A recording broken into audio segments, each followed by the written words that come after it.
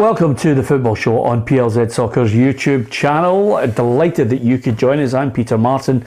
Alan Ruff and Tam McManus are here with me on this Wednesday to talk football. Don't forget to hit the subscribe button. You can join our football family, and so many of you now. Thousands and thousands of people joining us to subscribe and to watch our content on a daily basis. So we're absolutely delighted that you're choosing to do that. And over and above that, if you hit the bell, you'll get all the notifications of when we're posting new, unique live video content. And also over and above that, if you get a chance, download the PLZ Soccer app. It's got all the breaking football news, and you can watch the programme live on there as well. So, first port of call, Ibrox bouncing as we expected it would be, especially with Rangers getting that goal at the end of the first half and then going on to win 3-0, Ruffy, as I said they would last night. Yeah, it was 3-0 after injury time. And if the Extra time. If the guy hadn't stuck his hand out, it probably would have went to injury time. Extra time, yeah. But no, it was very tense. I think you could feel the crowd. You could feel, as the first half was going on, that early goal wasn't coming.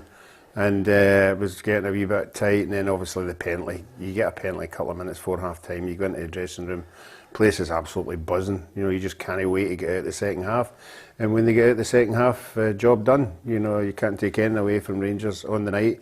They did what they were asked to do, and they move on to the next round. Yeah, I think they deserved their win, Tam. Again, prior to the match, having watched that first leg, I didn't think Union were any great shakes, but the standard of passing in the first half from both sides was poor. Yeah, it was. I think the turning point in the game was the penalty kick. I think that Rangers up until then were huffing and puffing, without really opening up USG, and I think they were comfortable at the other end, but it was just that Rangers brought a lot of problems on themselves. They're passing from the back, as you said, Sands a few times, slack the goalkeeper. And it was just before half time, it was a crucial moment in the game. They get that penalty and Tavernier's always going to put it away. He steps up so many times in those pressure situations and he always delivers. And I think from then on, second half, Rangers get the second goal. I think it was only a matter of time before they got the third. And although I don't think Rangers played that well, they'd done enough. And the most important thing for Rangers was just to get through. But they'll need to play a lot better, I think, against PSV to get through there. They're a big step up from USG. Yeah, and just on the game, Ruffy, apart from anything else, I thought Kent was poor. First half, he just gave the ball away. They were taking the ball off him at will, and when you take the ball off him, suddenly everybody's on the back foot going the other way. I just thought he was poor, and he's the one guy I highlighted that I think Rangers should be looking to create a little bit of magic. Yeah, well, that's the problem when we spoke about it, of the quality this guy's got, but he's not got game time. He's not played in any high-profile games, so you're taking a chance and throwing him in there to be up to speed, and he certainly wasn't up to speed. There's no doubt about that. But the more games he gets, the better he'll get. But you're right. I think we were looking at him, to be the star man, and he certainly was it. But I thought other players stepped up to. I didn't see some of them, stepping up to that level of pressure. Yeah, the goalkeeper for the third one, Ruffy. Honestly, how long was he going to wait to see if the ball was going to get to him? No, it was poor decision. But in the other sense, I was talking about McLaughlin the other day there, he had a crucial save. Yeah. Nothing each, not a fancy save or anything like that, but a save in itself, to stop them from scoring, which made it a lot easier for them. Yeah. Now, hindsight is a wonderful thing, Tam, but Hugh was sitting where you were sitting, where you're sitting right now, and he, like a few others, questioning Colak, which I thought was way premature. The boy's just in the door. Some people are questioning his movement. I've been reading a few papers with that in mind. You've got to give the boy a little bit of time to settle in. He scored a goal again. You don't need great movement when you're playing with Rangers and Celtic. You just need to stay in the box. Chris Boyd scored a barrel load of goals, just stayed within the penalty. The two posts. He gets a lot of goals in there. Colak, it wasn't a great goal, just right spot at the right time. Nods it over the line. That's what you've got to get. You've got to get those bread and butter goals. You're going to get a lot of crosses in the box for Rangers. You've just got to stay in that 6-yard box and you'll get your goals. So, yeah, I seen Hugh yesterday, and as soon as he scored the goal, I thought, oh, there's another one for Hugh. But no, as Ruffy said, there was players last night who stepped up. Tillman, I thought was very good, scored a goal. Lawrence was excellent. Probably Rangers' best player. Looks a good player, looks to drive forward, and creates good pace. He likes a shot. I think he'll get goals for Rangers this season. So, although Kent was off the boil, they did have other guys who stepped up, as Ruffy says, that you wouldn't quite expect to do that. And in a big pressure situation, probably their first time at Ibrox. I thought it was fair play to those guys for turning up on the night when they needed to. Yeah, good point there on. I like Tillman, but I thought Tom Lawrence looked as if he's not fazed by the whole occasion. He wanted to put his mark on the game. Yeah, well, Van Bronckhorst has his idea of how he wants Rangers to play, and I think Scott Arfield starting was a big surprise to everybody, because Davis was a standout at the weekend, but it just shows you the players have got in abundance in that midfield, and certainly when you've got competition in there, everybody wants to be in the team, and once you get in the team you want to stay in the team, and certainly the guys that got a chance last night gave themselves a good chance. Yep, I think there's more to come from Tillman. I like the look of him, like some of his touches as well. He's got some good skill. And of course, you're looking at Tom Lawrence. I think once these guys get up to speed and more match time and an understanding of what Giovanni Van Bronckhorst wants, I think it's got the makings of an absolute cracker, hasn't it, against PSV, because they eventually managed to overcome Monaco. Yeah, I was a wee bit surprised. I fancied Monaco, to be honest, to go through. PSV, come through a very, very tight tie, and as I said, it's going to be Rangers will need to play really well on both legs to get through. I think I think they've beaten better teams, Leipzig, Dortmund. I think they're probably better sides than PSV, but I think they've got to turn up away from home. I think at Ibrox you'd always fancy Rangers, with that crowd behind them, but away from home it's going to be a real difficult cauldron, PSV, in the Philips Stadium. They don't lose many games in there in Europe either, so if they can, come away from that unscathed, then you'd fancy Rangers to finish it at Ibrox with the fans behind them. Yeah, and of course the good news for Rangers, the players, is they know that when they go over for, whether it's first or second leg in Holland, they won't get to sleep, because the PSV fans apparently let off fireworks, and Monaco are not happy about it. They've made a complaint, Ruffy. Yeah. Well, it's a plan that some teams use when you're away abroad. It's usually you arrive in the hotel and you go in and you get your tea and it's a lovely place, it's beautiful, and you go to your bed and there's the roadworks. It's there for night. Or the fire alarm goes off. That's the old favourite. Just one little mention I have to say, and it's the first time I've actually noticed in a match. God, the referee was clueless last night. He didn't have 10 yellows in a red. Absolutely didn't know. But at one point I thought, he doesn't know even who he's booking. There was real uncertainty. I mean, great credit to him for at least going to his linesman, because Sands could have been sent off mistakenly. It was a good tackle. Yeah. But I just thought he was clueless. He was all over the place, and he was flashing that yellow card about. You were losing track of who he'd actually booked. So yeah, listen, it was quite a feisty game. I could see a red card coming. As soon as they went down 3-0, I thought they're going to lose the plot here, and I think the guy threw the ball to the referee or threw the ball away or something, got himself sent off. But it was one of those games. It was feisty, but Rangers kept their head and they done the job. Yeah, these officials at that level are at another level for what we've got in our Premiership. I mean, our Premiership boys get marked by a supervisor, and at these European games, there's a supervisor in the stand, and if you want to get UEFA quarter-finals, semi-finals, and somebody's up in that stand watching you, sometimes you panic and sometimes you don't know which way to go, and he certainly didn't know which way to go. I'd love to know how he got marked up. The one positive thing, Ruffy, and I think you can only deal with what you see on a regular basis and the stats of what Rangers have achieved last season as well. They're tweaking the side, they're getting better game by game. By the time they get to PSV Eindhoven, they'll fancy themselves, because their pedigree is growing year in, year out in European football. I fancy them to take PSV. Yeah, I think Rangers are looking at the players that he's brought in look like a European style team, and it was the same last year. The players that come in, the Aribos, the Camaras, this European style football helped them, because you get a lot of possession. The European ties, teams usually back off you and say, right, you're getting to there, and have you got the quality in the last third? So it depends what you've got in that last third, but no, I think Rangers have signed a lot of good players, and I think they've got a fantastic squad to pick from.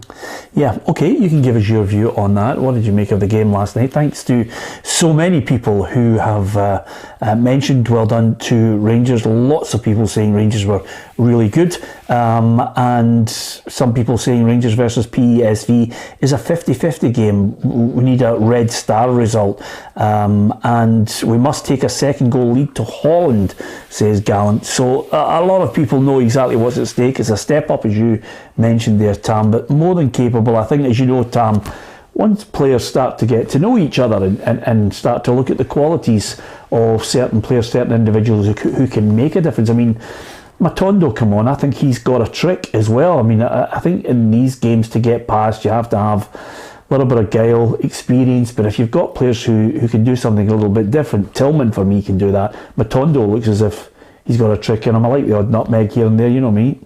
Yeah, no, he's got pace, and that terrifies defenders. You know, you've seen it a couple of times last night. He was unlucky, the one he nicked round the fullback and the other guy got back and tackled him, but he's got serious pace, and away from home, you know, Kent's got serious pace as well, so Rangers are set up to go and play well away from home, but they've got to be solid, and James Sand would be a concern for me. I know he had a great tackle last night, but his use of the ball was poor, and he got caught out a couple of times. Just his recovery pace actually just got him out of trouble a little bit, and I think against better quality, I think he could get found out. So I think that the Rangers back four, you know, losing Bassey was a big miss, and then bringing Sands in, I don't think they're quite as strong at the back. But I think in the forward areas, you know, I really like to look at Tillman last night. I think he will settle in and be a very good player in this country. So I think they've still got a few players to settle in, but it's just that back line for me, Sands and Golson, which would be a little bit of concern going against PSV. Yeah. Do we know where is the first leg? Well, Ibrox. Bob White says, I'm going to Ibrox next Tuesday. I can't wait. First game at Ibrox for 5 years. Well, that's a different one for Rangers. You know, it's usually away from home. You know, first and then getting back to Ibrox when the place is absolutely buzzing. So it'll be interesting to see how they set their stall out. Yeah. Does it change your mindset? No, not really, because if they go there and they say, I would think if Rangers were to win 2-0, the way they play away from home, 2-0 would be good to protect. Yep, okay. That's Rangers now against PSV Eindhoven. Can they do it? Can they add another good European scalp to the list of teams that they've managed to defeat over the last few seasons? There's more than a few. One little note on it, Tam, the atmosphere again, once it cranks up, suddenly I think teams just start to get a little bit wobbly, and that's what happened last night. Yeah, I think it was obviously the first 40 minutes, it wasn't a great game and Rangers were struggling a little bit, but once they get the goal and then they get the second goal, you know, the fans come alive, and the fans stayed with the team last night. You know, they didn't get on the players' backs at 0-0, which I think is crucial, and they're learning that in Europe you've got to be patient at times. And second half, you know, at the end of the game, again when that feeling it song comes on, you know, if you're a Rangers fan, it's great, the place is bouncing. So as I said, they'll need a big effort against PSV at home again, because I think they've got to take a lead to Holland. I think if they draw or get beat at Ibrox, then probably out. Yeah, Bob says his mother's letting him use our seat. So that's interesting there from that's interesting from Bob. It's interesting from Bob. He's 64. So I don't know what age Bob is, but nevertheless, who cares? As long as you get a seat, Ruffy, as long as you get into it. Yeah, that's what it's all about. It's been in there, sampling the atmosphere, and obviously the win, you know, as Tam said, there is everything as a football supporter. Yep, okay, give us your thoughts on it. Can you defeat PSV? If you're a Rangers fan, give us your thoughts on how you think both legs are going to go. Anyway, apart from anything else, don't forget, if you are posting any messages on our feed, try and keep it decent. We don't mind you caning us, that's fine, but try not to be abusive. As we say, we are at this point on PLZ Soccer trying to let everybody have their say, but if somebody just oversteps the mark and offends anyone, then we try and bar them. We try and keep it, it's people who love their football. So simple as that. So from the European game, Motherwell hoping to get a manager in place before Saturday. Simo Valakari is possibly the last one on the list that they're going to interview, and then a decision will be forthcoming, Ruffy. Yeah, I think it's important that some kind of face walks into that dressing room, whether it's a new one or an old one, you know, for the players to get their head round, right, this is the guy we want to play for, because when a new guy comes in, you want to impress him, you know, so whoever he picks will go out there, and you would expect them to put in a shift. But it's interesting to see, and the board are the only ones that know which way they want to get in. Do they want to get in with a foreign introduction, or do they want a home-based? And that's what it boils down to for me. Yeah, absolutely. There's a lot of people are, Tam, and it is coming. Craig Campbell's just mentioned, can he build the predictor for us? They want to take part in it. There is news on the way about, you know, the viewers and supporters of PLZ Soccer's channel joining us to win prizes on the predictor, which will be fantastic. Yeah, get that up running as soon as. I think the punters would like that. Yeah. You know, to have a goal against us. Couldn't be any worse than some of us anyway. Well, to be fair, that's you talking with a deeper voice, Tam, because you're out in front at the moment. You know, a bit of authority in your voice. I am. Here. Hugh McDonald's, I think, has got about 11 points in 2 weeks, so I think even Stevie Wonder could get more than that. Yep, absolutely. Stevie is desperate to get on the predictor as well, just in case somebody's going to complain. You know, it's like Ruffy. Everybody wants to complain about something now. There are people who are waiting to be professionally offended, Ruffy. Yeah. It's as simple as that. Yeah, you're right. You know, you've got to watch what you're saying there. Yeah, you have to absolutely. Be very sharp and whatever you're talking about. Yeah, absolutely. Anyway, you never know what kind of videos can appear on things. Yeah, so you've got to watch. Absolutely. What you're up to. Well, to be fair, Ruffy, if there was social media when you were playing football, Tam and I would be sitting right now in front of a triple glazed window saying, "Do you want us to bring up some extra apples for you? Are you okay? Have you been in the shower? Keep yourself safe." Don't drive it so. Exactly. Motherwell need to get this right. Do they need a homegrown manager? Do they need a Stephen Hamill? Is that imperative? Do they need a Simo Valakari who's been there and knows what it's all about from years gone by? It's been interesting to see which way they go. Stephen Hamill's there, he knows the club inside out. You know, played over 500 games. Knows the youth setup. You know, he's come through from under 18s to head of youth now. So Brian Kerr played with the club as well. So they've got, you know, they'll throw their hat in the ring and be confident they're going to get it. But a lot of Motherwell supporters, I think, would want to go down another avenue, and that would be Simo Valakari, who, by all accounts, has done very well in Finnish football. He's got a great reputation over there for playing attacking football, attractive football. And I think if he comes and impresses in the interview, I think he'll probably get it. And I think he would excite the supporters. Yeah, absolutely. I mean, it's just, listen, the other aspect of this that everybody has to think about, especially at Motherwell, is how much money do they have to give the managers as a payoff for the team that's just gone out the door, Ruffy? Is it a job where they're going to have to accept that there's young players that need to be played in there? I don't know the financial position. I know they're in a good place. They're not in a bad place, Motherwell. Well, they must be in a good place. They must be in a good place with the amount of money that's been going about in the last couple of years. There's obviously the Turnbull money. There's a £2 million handout from the government. So there'll be a lot. They've just got to use it wisely. And they're not going to start buying players at £1 million, £2 million, you know, in that bracket. But certainly the fans need to see fresh faces coming in. They've also sold 4 young players that never kicked a ball in the first team. Stuart McKinstry, Bailey Rice, who went to Rangers, young Semple went to Rangers, and the boy was at Inverness last year, scored the cracking goal in the playoffs. His name escapes me. Yeah. So you're right, they've got plenty of money coming in because they sell a lot of the young players before they even kick a ball to clubs down south. Or Rhys McAleer was the other one. Went to Norwich. So I think Motherwell will be in a good financial situation. Yeah, well, we know they've got a few other players that could be making the breakthrough, but it's the experience and players that can actually keep them in the division, because they were poor on the evidence of what I witnessed on Saturday. If you're a Motherwell fan out there, who would you like to see in charge? Is it Stephen Hamill or maybe a Simo Valakari or someone else that we haven't mentioned yet? I mean, I've heard all sorts of ridiculous names. I can't see Paul Lambert take. I even read somewhere this morning that you'd be pushing the boat out for Neil Lennon. I'm thinking, I mean, Motherwell are not in that game. I think they've got to be sensible about this, Ruffy. Yeah, I think so. I mean, I think there will be a lot of candidates on that desk. You know, I know you mentioned 2, but I think there is another 2 that they haven't put out there for anybody. But there's lots of guys out of job just now. I wouldn't see Neil Lennon coming back. No, absolutely. He's enjoying it out there. He's wearing Factor 50 and he's happy. Hugh McDonald's opinion on the Rangers match yesterday, it got absolutely battered, says Derek Phillips. He says something else, but I've edited it down. But nevertheless, a lot of people, you've got to offer your opinion. Hugh thought, I think Hugh did say that he thought Rangers would get through eventually.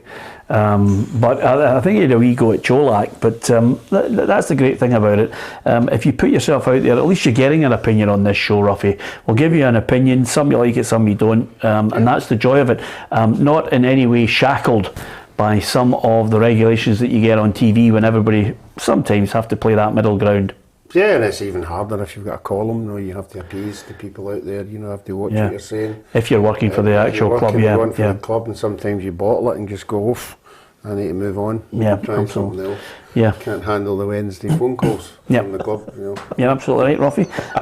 Answers on a postcard. That's today's competition. Anyway, just on a competition, not a competition today. We're going to throw out a little quiz from time to time. Rangers are due to play PSV. I wonder if you can tell us what year the last time Rangers met PSV.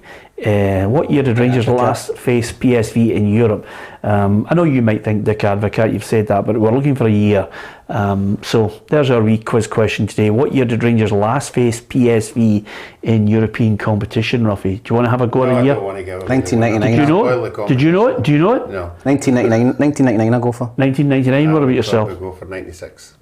96. Okay, well, just as a something. Just because it's near 96. Okay, there you are. And of course, I think Bob's right to point out that Rangers actually created a little bit of history. The first time they've actually managed to overturn a 2-0 result to win 3-0. So again, great credit there. Thanks to everyone who's throwing in their tuppence worth with regards to the answer to the competition. We'll give you it at the end of the show, but we will start to do a regular quiz, Ruffy, as we used to do in this programme, give away some prizes. Are you happy with that? Yeah, and good prizes. Absolutely. It's the golf shirts that Ruffy doesn't want to wear that just maybe are a little tight on him these days. Celtic linked with Alex Collado. This is a story that emerged 24 hours ago, just gathering a little bit of pace. I mean, listen, between now and the end of that transfer window, I think Ange Postecoglou certainly would want one, possibly two more players. Is it a number 10? They reckon Collado, as well as being a winger, could play a number 10 role? Yeah, possibly if Celtic want to go and play in a different system, different formation. They need a big squad of players because they're going to get into the Champions League and it's going to be, it's going to be Tuesday, Saturday, Wednesday, Sunday, for a number of weeks, and it's going to be a big effort during the week in Europe. I think they need a big pool of players, and Collado, again, Barcelona, I think are just desperate to shed players, get them off the wage bill. They are heavily in debt, and I think there'll be a lot of bargains to pick up from Barcelona. So, I think with Ange Postecoglou, you've got to trust him in the transfer market. He's not made many mistakes, if any, so far. And I think if he fancies him, I think the Celtic supporters will get behind that. Yeah, they're going to sign somebody, Ruffy. He wants to strengthen, and they now know they're definitely going to get, around minimum 40 million because they know they're in the group stages of the Champions League. Yeah, every manager wants to fill the bases. He's certainly. I thought this guy was an out-and-out winger. I thought he was, a wide player. And you've got Jota in there. You've got Abada. And is James Forrest now falling out the picture? Yeah. Mickey Johnson's got to move now. If this guy's a winger, he's got to get out of there and get a club. But certainly no. If somebody offers you and it's the right price and you think he's a quality player, he's coming for Barcelona, he has to have something in him, so why not just fill the bases? Yeah, I think it would be interesting to see who they do eventually sign, but as you said, the strike rate for Ange Postecoglou when he decides who comes in is certainly good, to say the very least. Give us your thoughts on that. Would you like to see Collado as the next signing for Celtic? One thing I'd like to see over the next few weeks is all of us celebrating Celtic, Rangers and Dundee United and Hearts in group stage football and European competition. That would be fantastic, Ruffy. And I'm really hoping this week that Dundee United can just take that next step. AZ Alkmaar, it's a 1-goal advantage. I think we all know they're in for a rough 90 minutes, possibly more. Yeah, I'm beginning to worry about them after the weekend. Yeah. Yeah, I am.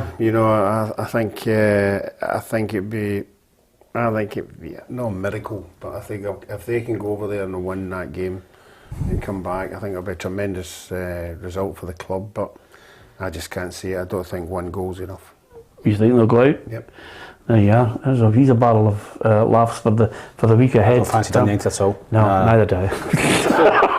I think Alkmaar will win by 2 or 3. I wouldn't look into the Livingston result though, Tom, because they rested a few players as well and took a lot out of them that Thursday game. But Alkmaar are a very good side at home, and Dundee United will need to score to give themselves an opportunity. Yeah, and even that might not be enough. So I'm going to go for 3-0 to Alkmaar. I think it's too. I mean, you're talking an emphatic win. For them. It's just. I just think that I just don't fancy Dundee United at all. I hope I'm wrong. I hope they need to get through. I'd love that for Scottish football, but I think Alkmaar have got too much quality at home. Yep, I hope you are wrong on that one, but quite a lot of people share your view. Justin says Dundee United will be lucky to come back with a 5-0 defeat. Johnny says Alkmaar are a decent side. So, good luck to the Arabs, says Stephen McNeil, and I think that's what I share your view on that, Stephen. Certainly, I thoroughly enjoyed Ruffy. The first leg, I thought it was great. It was a brilliant atmosphere as well, and Stephen Fletcher was great, and Levitt was great. Tony Watt was inspirational. Charlie Mulgrew was just smoking cigars. I could hear the Hamlet theme from him. But what did you see in Alkmaar?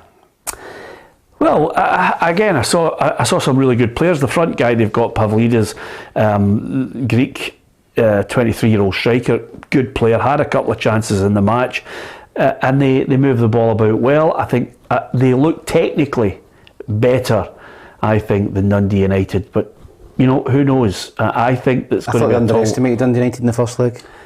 I think they underestimated them big time. I don't think they will in the home leg. Well, listen, 10 minutes of the first half, I thought Alkmaar was. Yeah. I was just waiting for Alkmaar to score, but suddenly Dundee United just got a wee grip of the game and started moving the ball about and got in about them. But I don't know. I have that sick feeling as well, Ruffy. But I'm trying to be positive about it. But I think they might go out. But sooner or later, we need 3 or 4 teams in European competition. If we had 3 or 4 European competitions, suddenly that coefficient would go through the roof. They don't have anywhere to drop into after this one. Dundee United.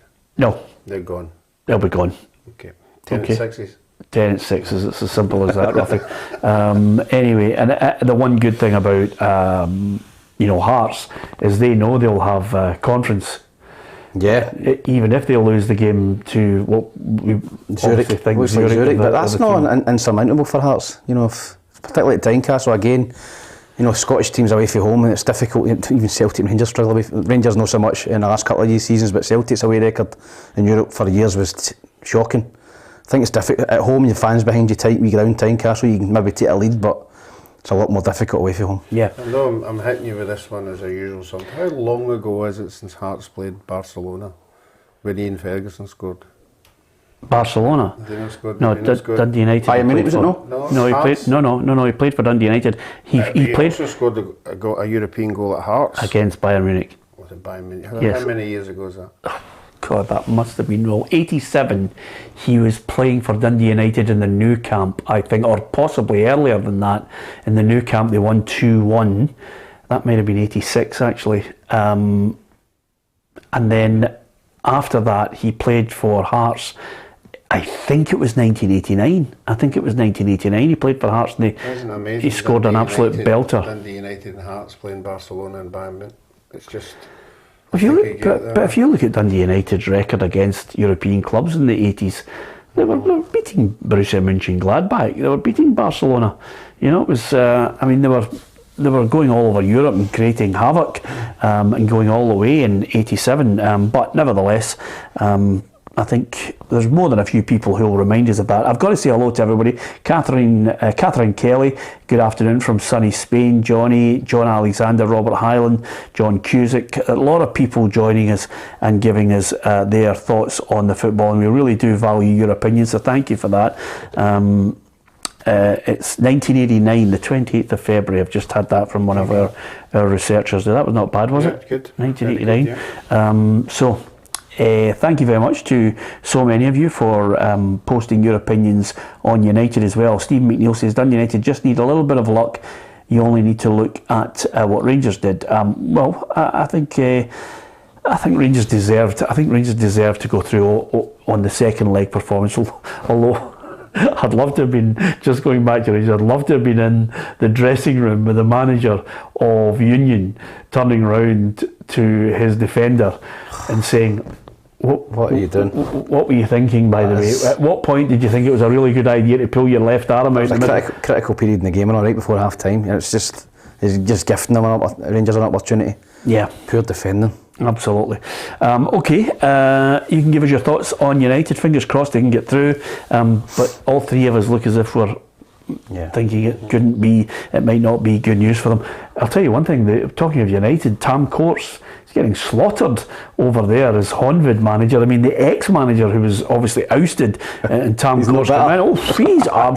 He's absolutely battered them, by the way. He says, I spent 5 months with Honved, kept them up before they unexpectedly parted ways with me. They brought in new people in management, coaching and at boardroom level as well. Every one of them is a novice. I knew the results wouldn't be good, and what's happened, they've played 2 games, 2 defeats, goal difference 5-0. I'm not happy with what these guys have done to the club. Well, there you are. As a person, he's got every right to say that, but it's only 2 games into the season. I'm sure they'll turn it around a wee bit, but it's often the case when you bring, well, a foreign manager into another country. If you don't hit the ground running, you know, people find faults because a lot of people won't know who he is. So he's got to establish himself at the club. Yeah, I think that obviously he's only in the door, isn't he? I think it's far too early to judge Coates. Oh, right, okay. And again, as you notice, every now and then, especially if you're on the podcast, there is a moment in every show, Monday, Wednesday or Friday, when tumbleweed. There's just a wait now for the gag. And the problem is, Ruffy, if you're going to supermarkets with your wife and, you know, some dafty comes up and goes, Tam, I love your jokes, keep doing them, he'll look and think, I'm going down a storm here, you know, when really, you know, But I'm just happy if I get them. Exactly. Everyone's a gag, absolutely. But the one thing about you, Ruffy, is you know when you're dying. You know when you're on the stage speaking and after dinner. You know when you're having a shocker. Yeah, he wouldn't get away with that on stage. He wouldn't even try it. No chance. Not a chance. Anyway, so Tam Courts, I think he needs a wee bit of time. I think we're all in agreement there. He just needs to. He's in a different country, trying to get his message across. Sometimes I think the language at times could be a problem as well, and certainly. You just wonder what the culture is in a country of how long a manager's going to get. Yeah, it's totally different when you go over, you know, he's Hungary. It's totally different setup. It's different league, you know, foreign managers. And I tend to think that foreign managers anywhere don't get a lot of time. I think if you're a homegrown manager, you seem to get more time. And listen, he's off to a poor start, and he's got to try and turn that around because the knife's about for him over there. You know, ex-manager, bitter, he's been punted. Yep. You know, obviously sticking a knife in already after a couple of games, so he needs a couple of results, I think. Yeah. Ruffy, I don't know what you're going to be watching tonight. I'm certainly going to be having a wee look at the Super Cup. I think a lot of Rangers fans might be looking at the Super Cup and thinking, oh, we should have been there. I mean, one of the boys who helped the company that put our new studio together, all of the boys that were there are all they were all die-hard Rangers fans. So they were all mentioning to me, the boys said, oh, I'd booked Helsinki. He said, you know, prior to the Europa League final, he says, but just one of those things, you know, you just try and get in early, save a few quid here and there on flights. Rangers fans will be looking at the game tonight and thinking that could have been us. Yeah, one save away from it. You know, the goalkeeper at the end, you know, making that save with his legs, and I think if he hadn't made that, I think Rangers probably went on and won that. Yeah, I agree with you. It was an occasion that in football you have to really deal with these circumstances, and you have to say Rangers have dealt with it. They've put it to the back burner and moved on. Yeah, talking of Rangers, back in the weekend in action at home against St Johnstone. I noticed St Johnstone fans, this is the joy of Scottish football. Sometimes you're talking about football and then it's the sideshows that often give us the most information to talk about. And St Johnstone fans, the Fair City Unity, I didn't know who they were, they've asked St Johnstone fans to boycott the match against Rangers due to unwarranted and extortionate ticket pricing for this one. They're not happy. £31 and over 65s and 16 to 17 year olds £24. Under 16 tickets are priced at £13, while wheelchair disabled adults £18. So they're not happy with the pricing on it. I mean, that's just one club. Fans, when we want them to get out and go to matches, do we need to have a sit down with everybody and say, look, the summer months are going to be tough for people. If you want people to come to your stadium, do we all need to collectively sit down and say, let's think about the pricing? 100%. Listen, the times are tough for everyone. You know, energy bills and petrol, everything. You know, the cost of living is going through the roof, and you've got to. I think they've got to come together because we want to see full stadiums in Scotland. We want to see people going to the game and enjoying the game, taking their kids. But if you're a guy and you've got maybe 2 kids and you're going to be 60, 70 quid, travelling down from Perth, you know, you've got to get a programme and a pie and all that.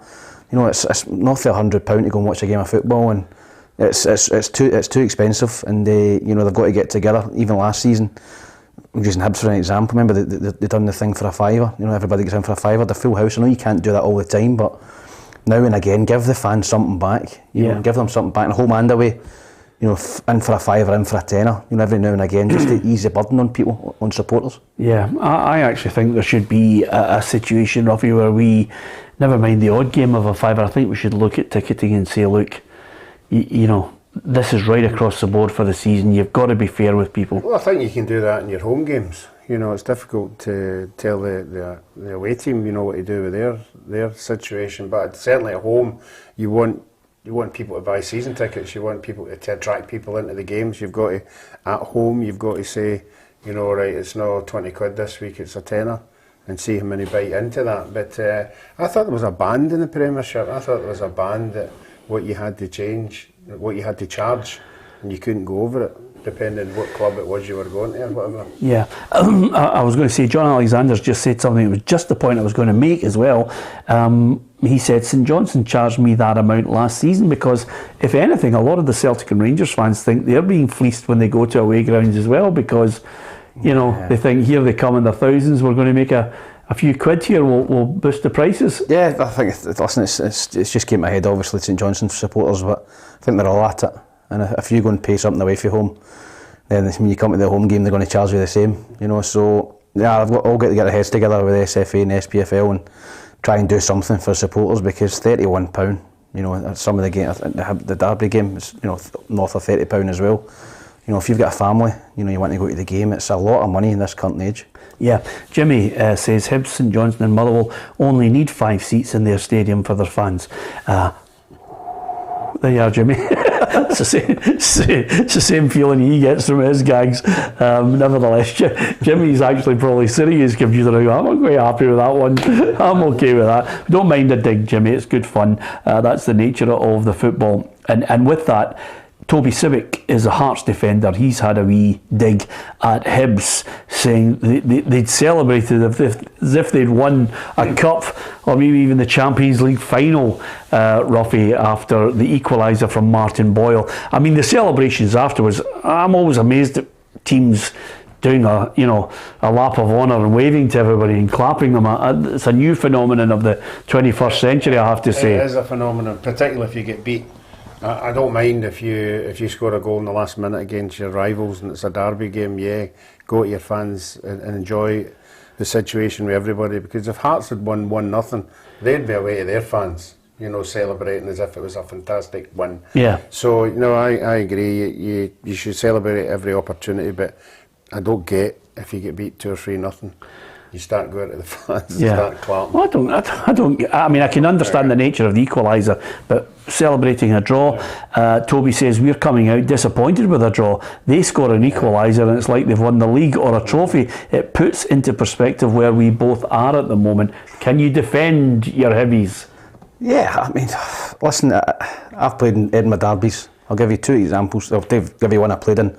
4 each at Tynecastle. We were 4-2 up with a couple of minutes to go. We drew 4 each, and there was a pitch invasion, and the way dugout get panned in. That was for a draw, and Hearts still talk about that now. That 4 each draw. Yeah. And then Ali Mozturk scored in the last minute. Oh, the raker. Yep. Scored in the last minute to get a draw at Tynecastle, and I think Hearts brought a DVD out. So I do not understand what he's talking about. Yeah. Ryan Stevenson was in the paper last week saying, Hearts are above the Edinburgh derbies now, we should be looking at Celtic and Rangers. So unfortunately lost a goal when they're on the same points as that wee poor downtrodden team across the road. That's not going to do it in this season, Hibs. Yeah, well, that's one way to look at it. Stats. I think you might eat those words a little later on in the season. Just now I'm saying it. You can fire out there now. But note down the time, Ruffy. We need that to extract it from this programme.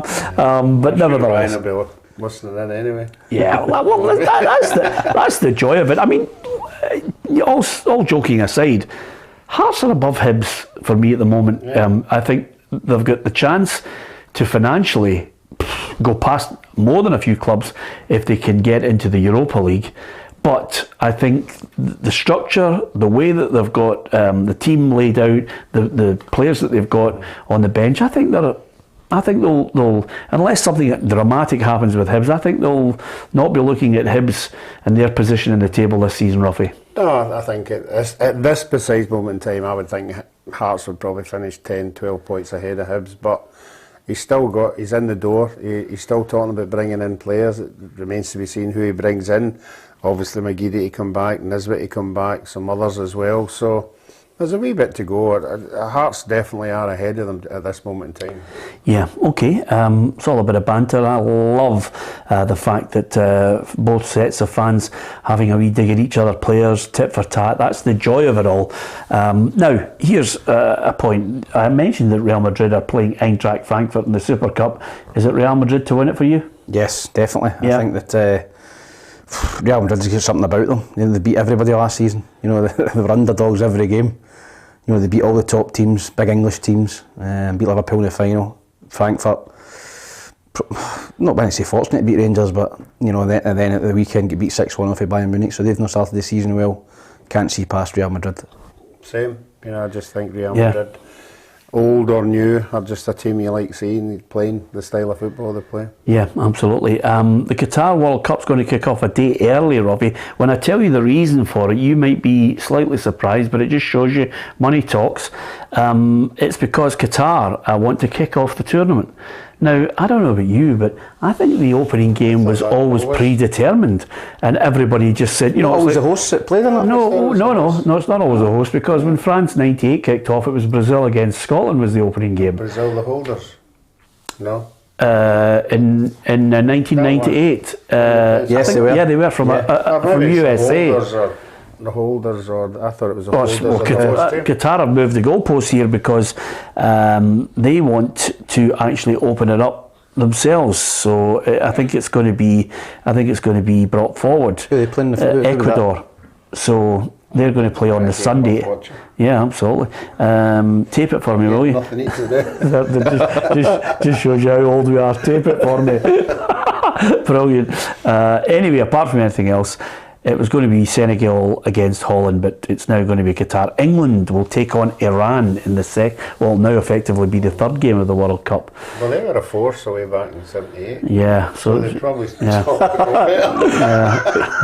still got posters of him up in Iran. Yeah, absolutely. And by the way, I think it was Johnny who posted a message earlier. I meant to read it out, Ruffy, but it escaped me. Johnny says, "Tell Ruffy I was speaking to a friend of Kubias. He's still asking for you." Yeah, well.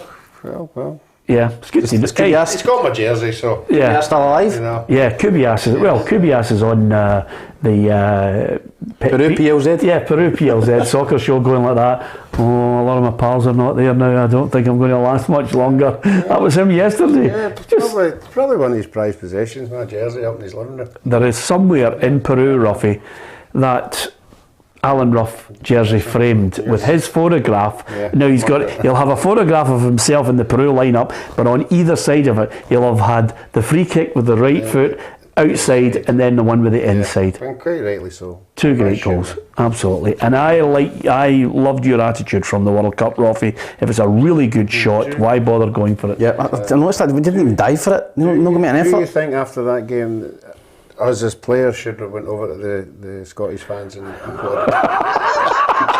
Do you think that would have been in the right frame? Absolutely. You wouldn't be here now, to be honest with you. On this day in 1977, I'll never forget it, Ruffy, I was over in America and I couldn't believe it. I was over there on holiday with my mum and the family, and somebody phoned me up and said, Ken Douglas has joined Liverpool. And as a young teenage boy, absolutely heartbroken. In fact, I wasn't even a teenager. I think I was 12, gutted. Yeah, the thing that I always remember about that time was the fee. 440,000. It sticks. 440,000. You're going with the amount of money that's going about just now. 20, 30 million, 40 million, 50 million, 100 million. How much would Dalglish be worth now? Oh, it's got to be up by the 100. Yeah. Definitely. With the amount of goals he scored and playing in the European Cup finals and scoring goals in them, and what he did for Scotland. Oh, easily. And I don't think he'd be playing with Liverpool. It's a good. Barcelona or Real Madrid. Or No, I think he'd still be playing with Liverpool. Liverpool are a top club. You know. Way back there. No, if it was modern day, I think bigger clubs would attract him. Yeah, you think so? Oh, yeah. You've got to go with the Barcelona. Liverpool not that long on winning the Champions. You wouldn't go to Barcelona. They're 1.5 billion in debt and selling the kitchen sink as we speak. Barcelona and Real Madrid are the two biggest clubs in the world. You've got to play there, haven't you? You've got to. Yeah, you have it. You think so? Iconic clubs: Barca, Nou Camp, Bernabeu. Yeah, you think they are the biggest clubs? I think the two biggest clubs. Yeah. If I could ever have went to somebody, I'd have went to them. If Kenny had went to Real Madrid or Barcelona, he would have had trouble getting his Lorden sausage. He loved his Lorden sausage. Yeah, absolutely. Rolling Lorden sausage, that was his favourite. Yep. But what a player. Signed for Liverpool on this day, 10th of August in 1977 for 440,000. Stephen says if Dalglish should have won the Ballon d'Or. Absolutely. I think there's very few people. I think the only Scot to ever win the Ballon d'Or. Dennis Law? Yep, Dennis Law. I think the last Englishman to win the Ballon d'Or. Did he win it while he was here or abroad? That's a good point, actually. I think it might have been... no, I think it was here. I think it would have been here. George Best won it as well, and the last Englishman, I think, to win it, Ruffy, you want to take Mike a stab at Michael Owen? Well done. Well, Look at his face, by the way. Do you know what he's like a kid that he gets a question right in class and he just sits there and looks at all his mates. Brilliant. Yeah, well done, Tam. You're on form tonight. Stuart Ramsey says square slice, Ruffy. Oh, square slice. Is that what you call it? Lorden sausage, yeah. Yeah.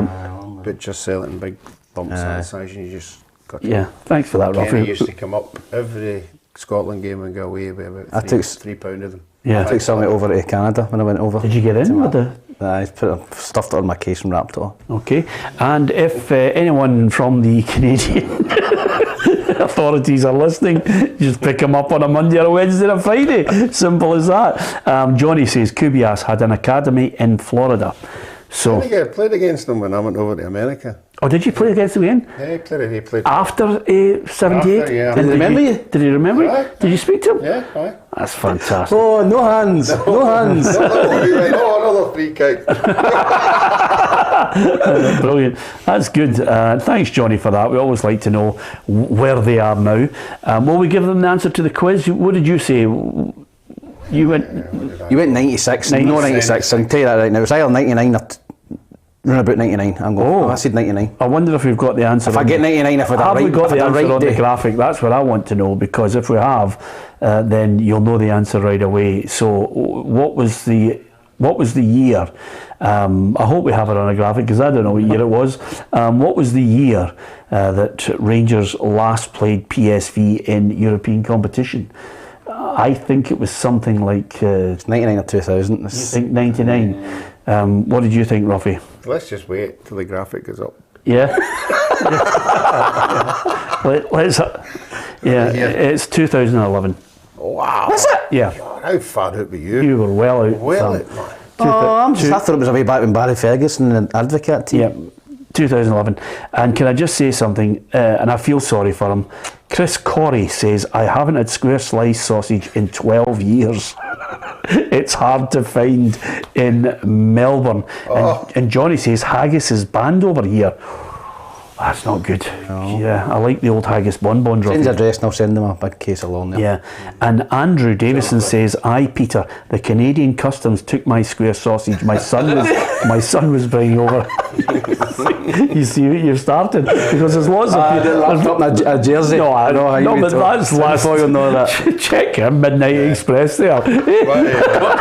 Sausage. My daughter was there to Sicily with her pal, and I drove them down to Prestwick Airport, and they're checking in, and getting their bags weighed, and Nicola, her name was, and my daughter came over and said, Dad, they're not letting us on, her bag's overweight. And I said, well, tell her to open her bag and I'll take some of the stuff out and then you can go. Yeah. She opened up her bag, she had 4 pun, a long sausage.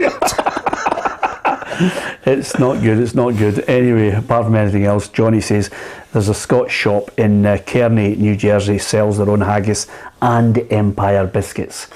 There are great shops where you can actually buy all that stuff. There's a place in Burlington in Canada called the Wandering Scot. Did actually go for a wander walkabout, and it was a Scottish shop, and it had all the Scottish stuff, and it was extortionate. It was like a $5 for caramel wafers. Was it? Yeah. Oh, it was ridiculous. It's funny you saying that. There is actually get them in Florida and all that. And you get them there all is the a place. there's a shop in Carmel. £6 for HP sauce. You know that place Carmel where Torrey Pines golf course is. I get the wrong person. Who did I say was the governor? Clint Eastwood. Was it Clint Eastwood? Yes, Yeah. but there's a shop there where they sell, and that's a sweet shop, and they say British sweets on sale here. You know, Dairy milk, the chocolate, and all that stuff. This is a line that's just come out. Barcelona want to keep Frankie de Jong, but only if he accepts a £6 million settlement for his deferred wages and takes a huge pay cut. He's owed 17 million in wage deferrals and earns over £500,000 a week. Now, I don't know about you, but if I'm Frankie de Jong, I am sitting there and saying to myself, hold on, wait a minute, and the boy Braithwaite as well is also in the same boat. You signed me, you signed a contract. Signing loads of players. This is the deal. You're signing off to UEFA and stop Barcelona playing in competition. You cannot. They're not letting them register. How are Barcelona getting away with this? Yeah, because of Barcelona. You know, a lot of people don't challenge them because that's who they are. But I would like to think, I think it's our man Tony Higgins. Is it FIFPro? Yeah. They're the organisation that go into clubs and sort out these kind of things. I don't know if Tony would be involved with something like that, but certainly you think he's on a winner. He can't lose this one, surely. Yeah, I think this has got a long way to go, and I think Barcelona, I think they've lost a lot of credibility by the way they're trying to treat their players and the way they're going about buying other players as well. I don't think they should be allowed in European competition. Pains me to say that because if you're looking for a European team that's always been the team that you followed since the Cruyff days as a boy, Barcelona was the team that I looked at, and I wasn't a Real Madrid fan, I was a Barcelona fan. Yeah, I was always a Barcelona fan. I went to the new camp for my 30th birthday, and my wife got us tickets for the last game of the season, and we sat it must have been the last row of the stand. I couldn't even see the park, and it was about €120. I don't know how we'll not get any money, and it was 0-0. Yeah, it was the first 0-0 in 3 years for Barcelona. That was the only game I've ever been to. It could have been 3-0 for where you were sitting. Yeah, because you wouldn't have seen the goals. Yeah, absolutely. The Jonah strikes again. Ruffy, if there was one game in life right now that I could take you to that we haven't been, and we've been to a right good few games together, and we've seen them, and you've played in some brilliant games that we would actually give our right arm to have played in. Is there one fixture that you'd say, I'd love to go to it? We could all go together. Is there one that you would like to go to?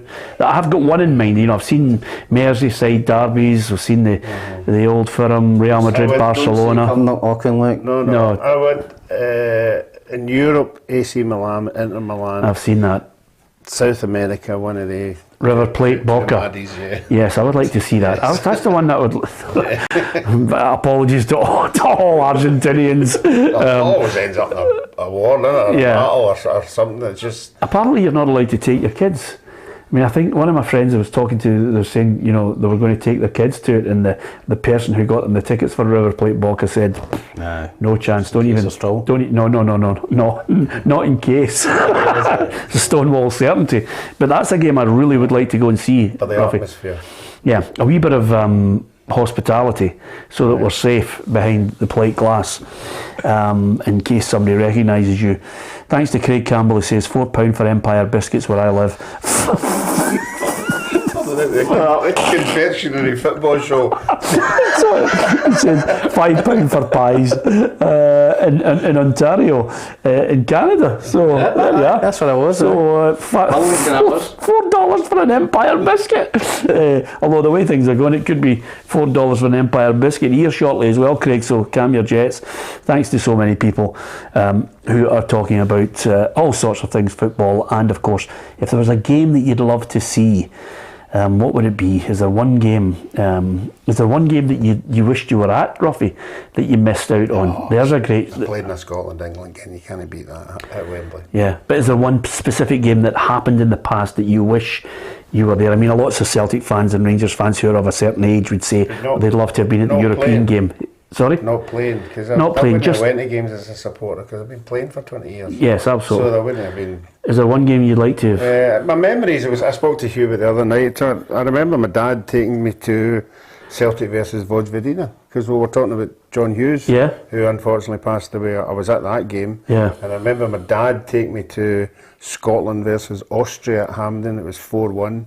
Game got abandoned with 15 minutes to go. They're just games Yeah. that I remember going just as a spectator. Yeah, there's two games that stick in my mind. I'd like to have seen Brazil against Italy in 1970, because I thought that was the 3-2. ultimate team, 4-1. And also, Was it 3-2 game? no, Brazil-Italy 3-2 was in 1982, Paolo Rossi.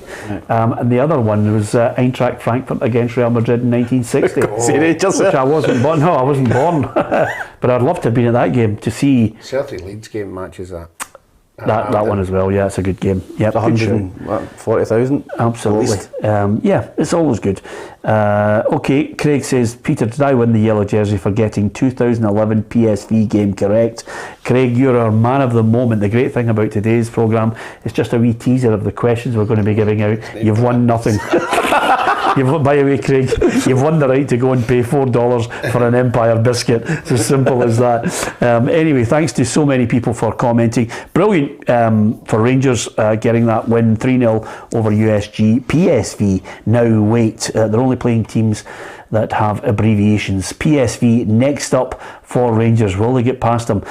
Tomorrow on the programme, which is of course Thursday, Tam Cowan's still not back. So All the way in the wee van. yep. So we'll have Joe Miller, who's coming into the studio, Ruffy. So just a wee high chair here, and Joe will be with us chatting football, and then of course we'll preview. We're going to preview. We've got a shortened programme on Friday, Ruffy. To be honest with you, Shortened? It's a shorter programme. I don't know until we. I just don't know what research I've got to do for it. Listen, if it's all based on Same as usual. if it's all based on your research, it's 4 o'clock till 10 past. But nevertheless, shortened programme because one of us is going into hospital. It's as simple as that. Yeah. So I think we're going to have A bit late for the snip, you know. Well, you've got to get it. You've got to get it. Stay safe. If it's not the enlargement. No, it's not. Anyway, that's great. Brilliant. You've let the cat out of the bag. It's me. Anyway, apart from anything else, we'll have a kind of a shorter programme, but still we'll be on Friday as well. So fingers crossed you'll be with us for that. If you get a chance, do hit the subscribe button on our YouTube channel. Share it with your friends. Tell them where we are. There's more and more people joining us, hitting the subscribe button. And of course, we are the only programme certainly on a television basis, 5 days a week, with special guests as well on the programme, and of course your regular pundits, managers and players interviews, breaking stories. It's all here on PLZ Soccer's YouTube channel, so hit the subscribe button. And if you download the app, then I can tell you by downloading the app, you'll get all the breaking stories north and south of the border, European football and world football as well, and you can also contribute to the programme. Thank you very much to each and every one of you for joining us. From Tam, Ruffy and myself, Peter Martin, we'll see you tomorrow.